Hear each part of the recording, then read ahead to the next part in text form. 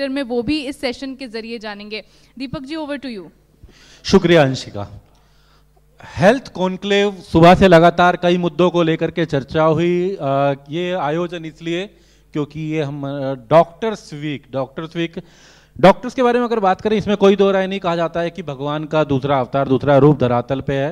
कहा तो ये भी जाता था और कहा जाता है कि संकट के समय में ये सबसे बड़े कहीं ना कहीं सहयोगी सबसे बड़े होते हैं, लेकिन संकट मोचक। लेकिन इसके अलावा संकट के समय में ही नहीं, संकट ना आए उसके लिए भी डॉक्टर ये अहम भूमिका होती है, अगर इनसे परामर्श समय समय पर लेते रहें। और क्योंकि सही परामर्श अगर आप समय पर लेते रहेंगे तो उस संकट की शायद जरूरत ही नहीं पड़ेगी। और यही आज हम सुबह से इस हेल्थ कॉन्क्लेव में देख रहे हैं। तमाम अलग अलग विशेषज्ञ यहाँ पर आए, उन्होंने अलग अलग मुद्दों को लेकर के चर्चा करी। ये बताया कि कैसे हम भविष्य में कोई बड़ी प्रॉब्लम ना आए, चुनौती ना आए स्वास्थ्य को लेकर, उससे कैसे हम जागरूक हो सकते हैं।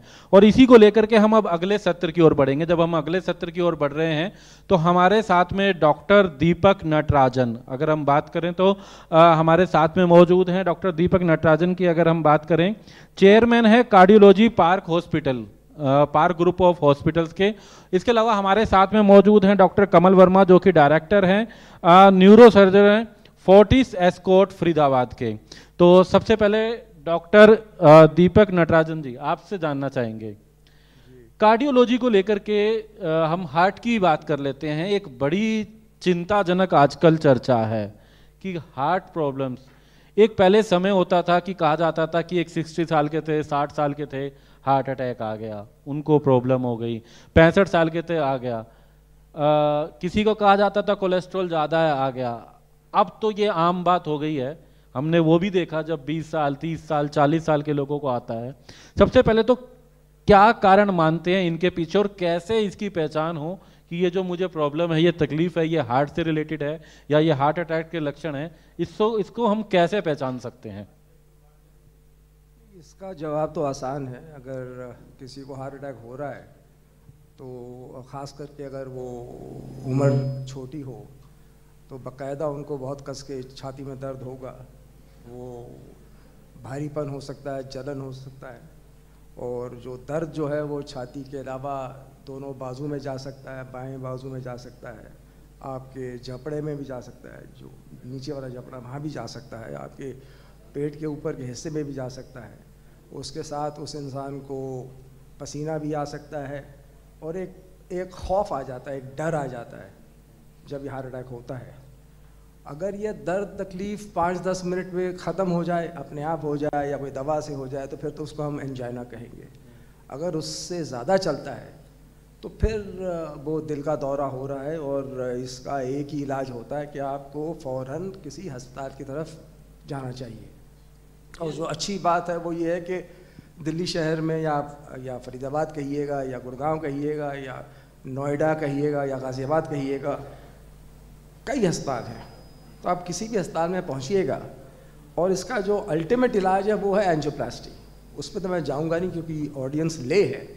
अगर आपके पास, जो नामुमकिन है, अगर आपके पास एस्पिरिन की गोली है तो वो खा लें आप, तो उससे कुछ फ़र्क पड़ सकता है।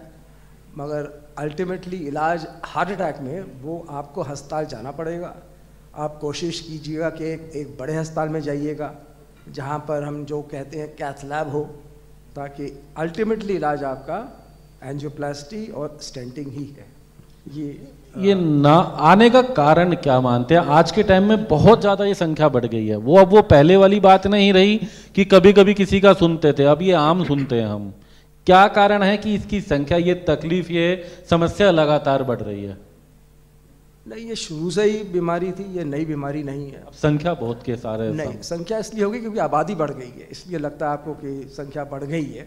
आबादी बहुत बढ़ गई है। जब हम इंटर्न थे तब भी हार्ट अटैक आता था, रोज़ आता था। हम रामना लोहिया हॉस्पिटल में थे और हम इरविन अस्पताल में थे, तो तब भी दिल के दौरे के मरीज़ आते थे, तकरीबन रोज़ ही आता था मरीज़। तो बीमारी तो शुरू से ही है, मगर इसका कारण क्या है और छोटी उम्र में क्यों आ रहा है, वो ये है कि एक तो मोटापा है, और दूसरा जो है सेडेंट्री लाइफस्टाइल, ये बहुत ज़रूरी है। हमारा एक हमारे कल्चर कहिएगा, संस्कार कहिएगा, हम लोग इतने फिज़िकल नहीं हैं, हम लोग इतने स्पोर्टी नहीं हैं, इतने स्पोर्टिंग नहीं हैं। तो जो हम अंग्रेज़ी में कहते हैं सेडेंटरी लाइफस्टाइल, या आप कहिएगा कि आप कुछ काम कुछ चलते फिरते नहीं हो। और ये भी एक प्रॉब्लम है, क्योंकि एक लड़का होता है ग्रेजुएशन के बाद नौकरी करता है, नौकरी बड़ी सख्त होती है, दूर दूर जाना पड़ता है, 15 किलोमीटर 20 किलोमीटर सुबह निकलते हैं घर से, अपने ऑफिस पे जाते हैं, वहाँ काम करते हैं, फिर लौटते हैं घर पे, तो तब तक रात हो जाती है, तो इतना समय मिलता नहीं है एक्सरसाइज करने के लिए। तो एक कारण है कि कम एक्सरसाइज करने का। मगर सेडेंटरी लाइफस्टाइल, मोटापा, वज़न ज़रूरत से ज़्यादा, सिगरेट पीना, पौष्टिक खाना नहीं खाना और शुगर, ये सब रिस्क फैक्टर्स हैं। 3 सबसे मोटी हैं, ओबेसिटी, मोटापा, ब्लड प्रेशर और शुगर की बीमारी। अगर ये 3 हैं तो फिर आपको जो मिलेगा, दिल के दौरे मिलेंगे। और मैंने तो देखे हैं 24 साल 22 साल के लड़के देखे हैं दिल के दौरे से, मगर ये जो थे वो सिगरेट भी पीते थे। These are the big risk factors जिनके कारण ये दिल के दौरे हो रहे हैं। चलिए आगे चर्चा भी करेंगे इस मुद्दे को लेकर के, और क्योंकि काफ़ी लोग जानना चाहते हैं और शायद यही हम देख रहे हैं, सुबह से संदेश भी यही आ रहे हैं कि एक जागरूकता कैसे हो। इस पैनल में, इस कॉन्क्लेव में इस पर ज़्यादा चर्चा हो रही है, उसी को लेकर के हम बात करेंगे, क्योंकि हमारे साथ में डॉक्टर कमल वर्मा है, डायरेक्टर है न्यूरो सर्जरी डिपार्टमेंट के। अगर बात करें तो फोर्टिस एस्कॉर्ट हॉस्पिटल फरीदाबाद। हम अगर बात करते हैं सर, जिस तरीके से हम हार्ट को लेकर के बात कर रहे थे, एक ये भी समस्या हम बात करें ब्रेन स्ट्रोक या फिर ब्रेन ट्यूमर भी आजकल बताते, ये बहुत ज़्यादा ये समस्या बढ़ रही है। किसी का सिर में दर्द भी हुआ, किसी को माइग्रेन का पेन है, ये कौन सा है, ये पहचान कैसे हो, किसी को ब्रेन ट्यूमर ना हो, समय पर इसका पता चल सके, समय पर इसका इलाज हो सके। केवल सिर दर्द को सिर दर्द समझ करके कोई टैबलेट खाने से ये ठीक होता रहेगा, इससे बढ़ सकता है, या इसके लिए क्या करना चाहिए, कैसे लोगों को पता चलेगा, इसके बारे में सबसे पहले इसके बारे में। देखिए दीपक जी, पहले तो शुक्रिया मुझे यहाँ बुलाने के लिए। अगर आपने 2 बीमारियों की बात छेड़ी है जो अलग अलग हैं, एक है ब्रेन स्ट्रोक और एक हमने बात की ब्रेन ट्यूमर के बारे में। संक्षेप में दोनों के बारे में बात करूँगा। ब्रेन स्ट्रोक बिल्कुल उसी तरह से है जैसे डॉक्टर दीपक हार्ट स्ट्रोक की बात कर रहे थे, हार्ट अटैक या ब्रेन अटैक। ये सिर्फ एक ही बीमारी आप कह सकते हैं जो शरीर के 2 अलग अलग अंगों को प्रभावित कर रही है। तो इनके कारण सेम है, इनके होने वाले रिस्क फैक्टर सेम है।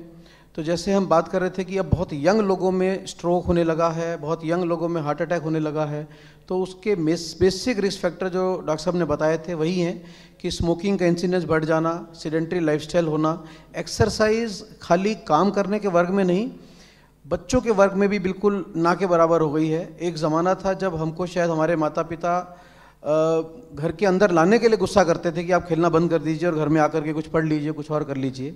आज विपरीत है, आज हमको बच्चों को डांट करके घर से बाहर निकालना पड़ता है कि कुछ खेल लीजिए, अपना फ़ोन मोबाइल टैब छोड़ करके कुछ व्यायाम कर लीजिए। एक्सरसाइज करना इतना कम हो गया है कि अगर मैं अपनी प्रिस्क्रिप्शन पे 4 दवाई लिखता हूँ कि एक दवाई 5 दिन खाना है, एक 10 दिन खाना है, और नीचे लिखता हूँ एक्सरसाइज करना है, तो वो मरीज़ का सवाल आता है कि ये कितना दिन करना है। तो उसको ये भी नहीं मालूम कि ये उसकी लाइफस्टाइल का हिस्सा है, ये दवाई की तरह 4 दिन या 5 दिन के लिए चीज़ नहीं है।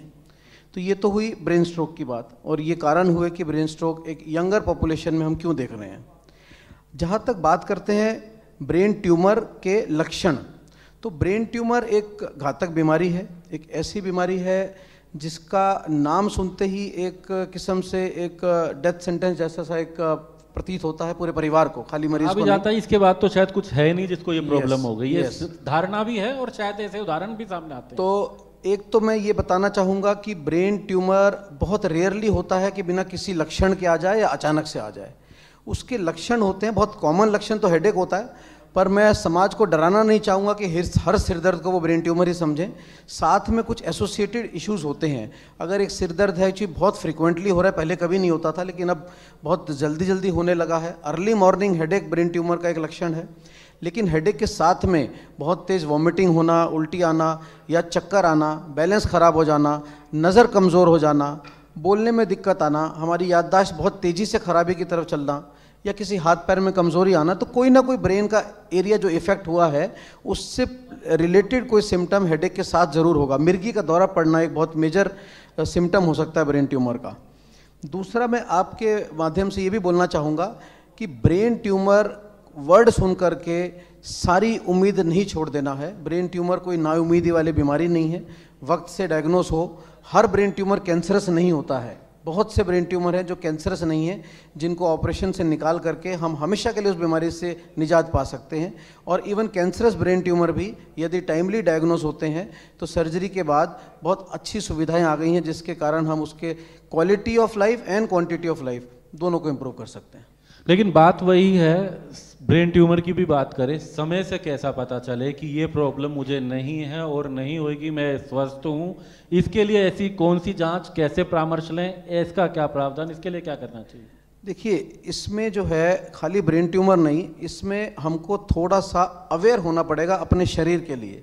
हम मानव की वही पूछ रहे थे कि कोई जांच ऐसी हो। हम मानव जाति में एक चीज़ रहती है कि हम सबसे ज़्यादा कैजुअल अपने शरीर को लेते हैं। हम अपने कार की, मोटरसाइकिल की साल में 2 बार सर्विस जरूर करा लेते हैं, मगर हम अपने शरीर को जब तक कि कोई तकलीफ़ ज़्यादा ना हो जाए, हम उसको सर्विस, जिसको हम प्रिवेंटिव हेल्थ चेकअप कहते हैं, कि हमको बीमारी होने से पहले मालूम पड़ जाए, ऐसा कुछ नहीं कराते हैं। ब्रेन ट्यूमर को स्क्रीन करने के लिए तो कोई टेस्ट मैं रिकमेंड नहीं करूँगा कि सीटी स्कैन हर आदमी कराता फिरे, ऐसा नहीं है। बट हाँ, अपने लक्षण इग्नोर नहीं करें। अगर पहले से हम स्वस्थ रहे हैं और हमको अचानक से बेहोशी आ गई है या मिर्गी का दौरा पड़ गया है, तो बहुत समय हमारे समाज में उसको बीमारी नहीं माना जाता, उसको बोला जाता है कि कोई ऊपर की हवा लग गई है, या एक नॉन साइंटिफिक ट्रीटमेंट की तरफ हम चले जाते हैं मिर्गी को लेकर के। मिर्गी का दौरा ब्रेन ट्यूमर का एक बहुत इंपॉर्टेंट लक्षण है, उसको इग्नोर नहीं कर सकते हैं। तो कोई भी सिम्टम अगर मुझे होता है, मेरे को कोई कमज़ोरी आती है एक तरफ के हाथ पैर में, या मेरे को बोलने की में कोई वर्ड्स को ढूंढने में मुश्किल हो रही है, हेडेक के साथ में दौरा पड़ रहा है, वॉमिटिंग हो रही है, तो यही एक मेरी गुजारिश है कि उसको इग्नोर ना करें, जल्द से जल्द डॉक्टर के पास जाएं, और अगर कोई इन्वेस्टिगेशन एडवाइस होती है उसको करा लें। बहुत समय हमको लगता है एडवाइस तो हो गया, लेकिन हमें लगता है कि अभी दर्द खत्म हो गया है तो ज़रूरत नहीं है कराने की। यही प्रश्न डॉक्टर दीपक नटराजन से भी है। आप क्योंकि चेयरमैन है cardiology department park group of hospitals के, कैसे हार्ट की प्रॉब्लम का पता चल सके पहले ही कि वो स्वस्थ है, हार्ट में कोई प्रॉब्लम नहीं, या किसी तरीके की ब्लॉकेज नहीं हो रही है, या हो रही है तो उसका समय पे कैसा इलाज हो, इसको लेकर के कैसे पता चलेगा? और आपके अगर हम बात करें पार्क ग्रुप ऑफ होटल्स, जो हॉस्पिटल्स है, पार्क ग्रुप ऑफ हॉस्पिटल्स जो चाहे आपके गुरुग्राम में भी है, फरीदाबाद में, करनाल, अम्बाला, सोनीपत, पानीपत, आई थिंक सब, तो पार्क ग्रुप ऑफ हॉस्पिटल्स जो है यहाँ पर ऐसा क्या, कैसे जाएं, किस तरीके से संपर्क हो कि हमें उस प्रॉब्लम के बारे में, जो अगर हुई या नहीं हुई, उसके बारे में समय से एहतियात उसका पता चल सके, उसकी जांच हो सके, परामर्श कैसे लिया जाए? नहीं, हमारे पास तो 10-11 अस्पताल है, पंजाब में भी है और हरियाणा, दिल्ली में, फरीदाबाद, गुड़गांव में हैं, और हर अस्पताल में सुविधाएं हैं दिल की बीमारियों के लिए।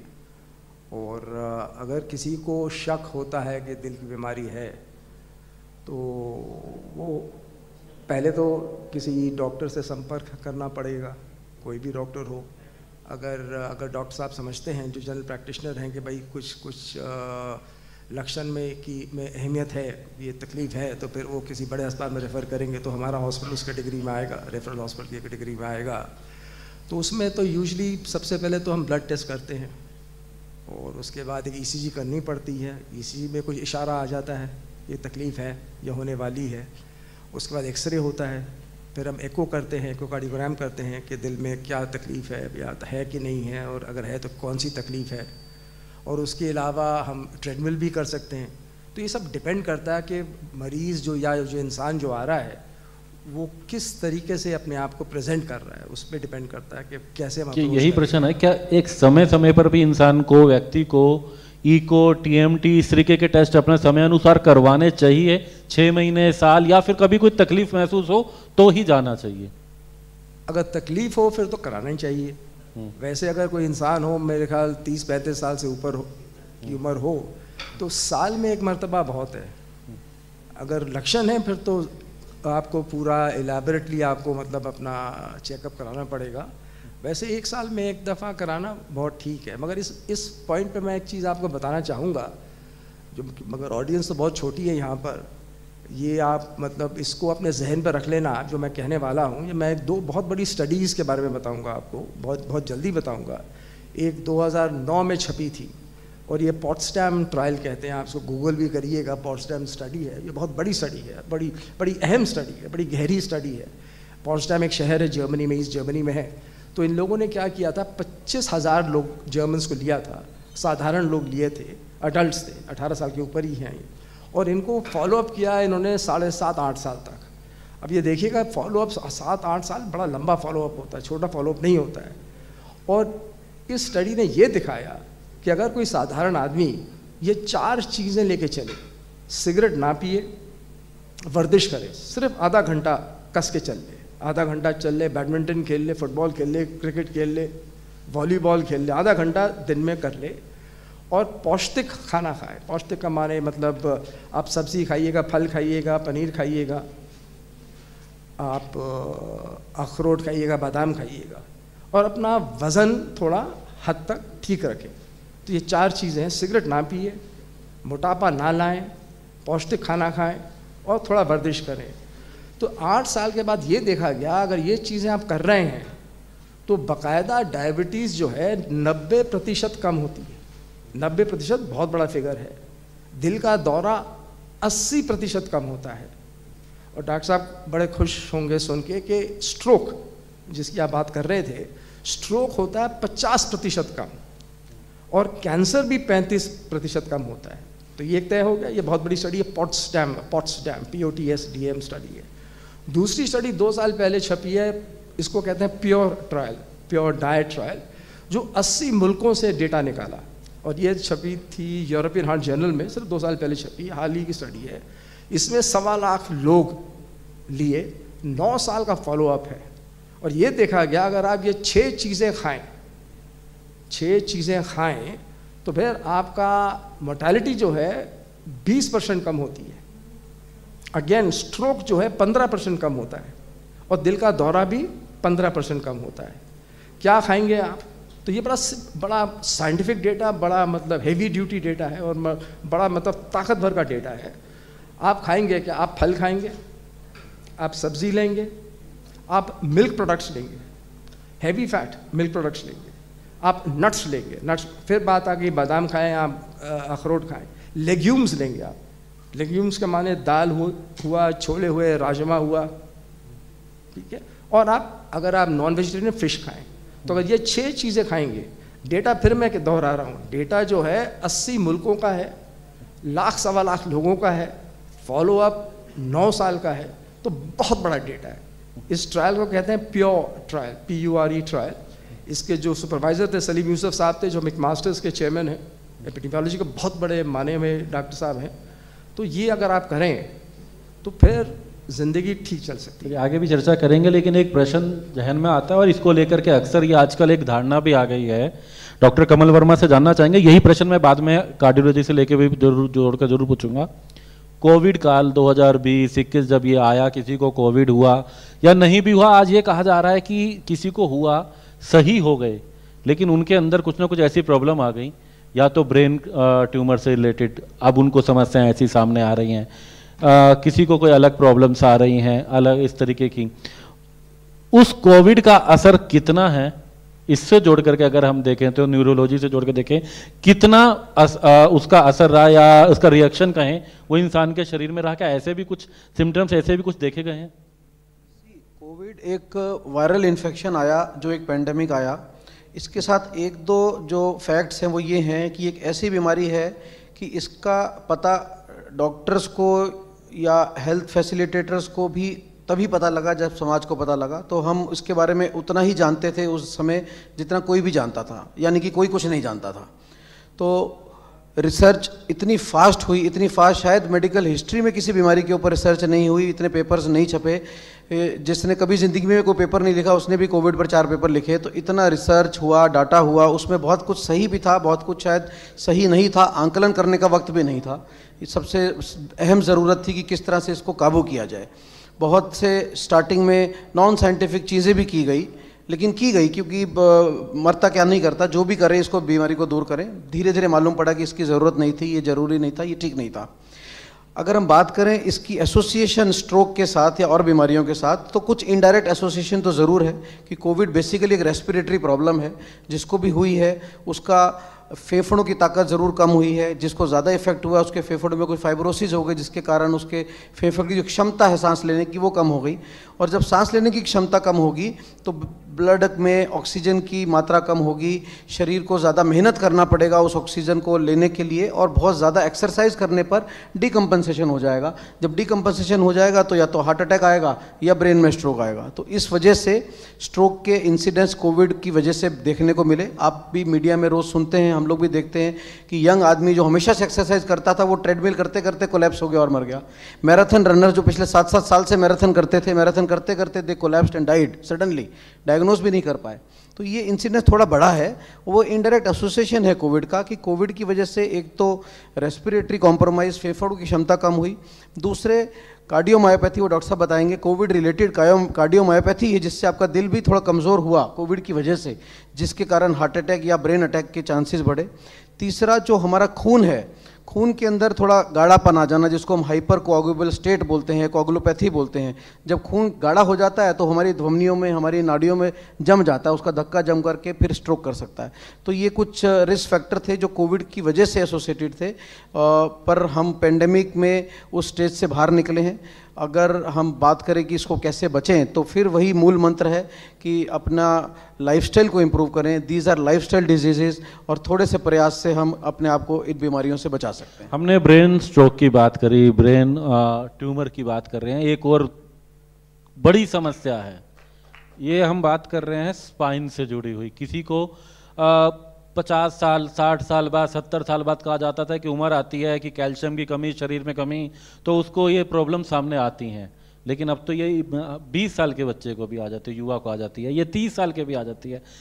उसके पीछे क्या कारण मानते हैं, ये क्यों आ रही है प्रॉब्लम? क्या इसको भी हम उसी कोविड से जोड़ के देखें? क्योंकि उससे पहले भी ऐसे उदाहरण हैं, ऐसा नहीं कि कोविड के बाद आई है, वो पहले भी देखे गए।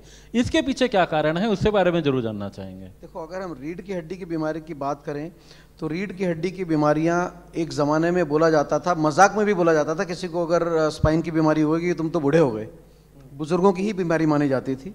अब इसका एज रेफरेंस नहीं रहा। जैसे डॉक्टर साहब ने 24 साल के लोगों की स्टेंटिंग की होगी, हमने भी 20-25 साल के लोगों की डिस्क ऑपरेट की होंगी।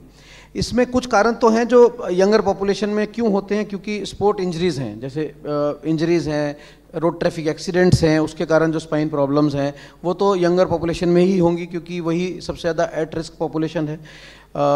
स्पोर्ट्स इंजरीज़ भी यंगर पॉपुलेशन में ही होंगी।